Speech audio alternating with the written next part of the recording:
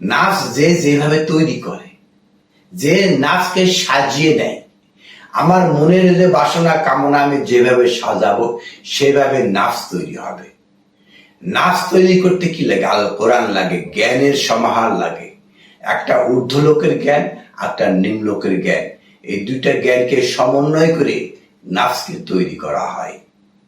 One নাফসে অমা সাওয়াহা, ঊর্ধ্ব লোকের জ্ঞান এবং সমতলের জ্ঞান, দুইটা জ্ঞানকে সমন্বয় করে নাফস তৈরি হয়। সেটাই বলা আছে ওয়ান নাফসি। আর নাফস হল সেটাই ওয়ামা যা সাওয়াহা, সাজিয়ে নেয়। আপনি মনের ভিতরে আপনি যদি তৈরি করেন কুলসিত, তাহলে আস্তে আস্তে আপনার মন ভালো কিছু চাইবে না, সে মন্দটাই সে চাইবে। আপনার নাফসটা আপনি তৈরি করেছেন, সাজিয়েছেন এইভাবে। আপনি যদি আপনার নাফসকে বিশুদ্ধ ভাবে সাজান, তাকওয়ার উপর সাজান, তাকওয়া সেইভাবে সাজানো হবে।